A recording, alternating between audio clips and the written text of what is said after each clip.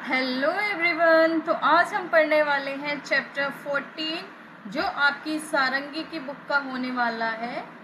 NCERT आप पढ़ते हैं क्लास फर्स्ट का चैप्टर 14। आज हम यहाँ पे पढ़ेंगे। तो चैप्टर का नाम है बरखा और मेघा। अगर आपने अभी तक नहीं पढ़ा है तो मेरे साथ मिलके पढ़ लीजिए और ध्यान से सुनना बिल्कुल, जिससे कि आगे आपको कभी इस चैप्टर को दोबारा पढ़ने की जरूरत नहीं पड़ेगी, दोबारा याद करने की जरूरत नहीं पड़ेगी। चलिए तो आज पढ़ते हैं बरखा और मेघा। ठीक है। एक बार की बात है, दो सहेलियां थीं। ठीक है।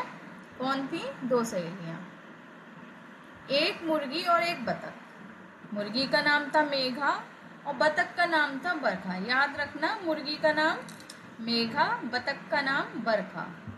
ठीक है, आगे पढ़ते हैं। उनके 3 बच्चे थे। वे सब मेला देखने दूसरे गांव जा रहे थे। 3 बच्चे थे, 3 बच्चे। ठीक है। इसके भी 3 बच्चे थे, मुर्गी, मेघा, बतख, बरखा। दोनों के 3 बच्चे थे। सब मेला घूमने दूसरे गांव जा रहे थे। अब रास्ते में नदी आ गई। मेघा ने कहा, मेघा कौन थी? मुर्गी। मेघा ने कहा, हम नदी पार कैसे करेंगे, हम तो डूब जाएंगे। बरखा ने कहा, बरखा कौन? बतख। बरखा ने कहा, हम सब तैर कर नदी पार कर लेंगे।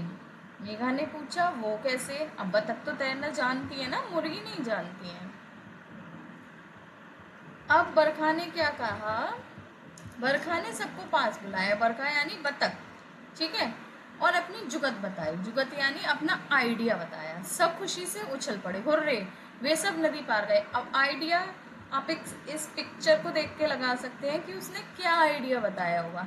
बतख ने मुर्गी के बच्चे को अपनी पीठ पे बैठा लिया और बतख को तो तैरना आता ही है शुरू से, इसलिए इस तरह से उन्होंने नदी को पार किया होगा। अब चलो, अब बात करते हैं। मेघा और बरखा ने बच्चों के साथ नदी कैसे पार की? सोचो, अभी अभी देखा ना आपने पिक्चर में, क्या देखा? मेघा जो कि मुर्गी है, बरखा जो कि बतख है। तो बतख ने आइडिया दिया था कि जो भी बतख हैं वो तैरेंगी और उनके बच्चे उनकी पीठ पर बैठकर जाएंगे। मेघा और बरखा के बच्चों ने मेले में क्या क्या किया होगा? मेघा और बरखा के बच्चों ने मेले में क्या क्या किया होगा? खाया होगा, पिया होगा, झूले झूले होंगे और क्या ही किया होगा। यही तो करते हैं सब मेले में। मेले से घर लौटते समय मेघा और बरखा के बच्चे आपस में क्या बातें कर रहे होंगे? सोचो, मेले से घर लौटते समय मेघा और बरखा के बच्चे बात कर रहे होंगे, वो कितना अच्छा झूला था, वो चाट कितनी अच्छी थी, हमने वो वाला खिलौना भी देखा था। तो इसी तरह से तो बात करते हैं सब, हम भी ऐसे ही करते थे। मेला आपके घर से कितनी दूर लगता है? उनका तो दूसरे गांव में लगा था। आप वहाँ कैसे पहुँचते हो? देखो, पास में होता है मेला तो पैदल चले जाते हैं, दूर होता है तो बाइक गाड़ी किसी से भी चले जाते हैं ना। अब आगे बढ़ते हैं। नीचे दिए गए चित्र को देखिए, इस पिक्चर को देखना ध्यान से और गिनकर बताइए कि मुर्गी और बतख के कितने कितने बच्चे हैं। ये किसके बच्चे हैं? देख के बताओ। ये मुर्गी के बच्चे हैं और ये बतख के बच्चे हैं। 3 हैं। 3 मुर्गी के बच्चे हैं और 3 बतख के बच्चे हैं। तो आपको कैसा लगा चैप्टर? मुझे तो काफ़ी इंटरेस्टिंग लगा। आई थिंक आप सबको भी काफ़ी इंटरेस्टिंग लगा होगा। तो देखो, इससे हम ना अपने मन से बहुत सारे क्वेश्चन बना सकते हैं। बरखा और मेघा का मतलब जानते हो आप? बरखा और मेघा दोनों चीज का मतलब होता है बारिश, है ना। अच्छा सुनो, तो ये बताओ, एक तो मुर्गी थी, एक बत्तख था। समझ गए आप? बत्तख और मुर्गी थे, है ना। और दोनों के 3 बच्चे थे। अभी मैं आपसे पूछूं, अगर मैं आपसे पूछूं कि मुर्गी का नाम क्या था, तो मुर्गी का नाम कैसे याद रखोगे? माँ से। ठीक है। माँ से क्या था? मेघा।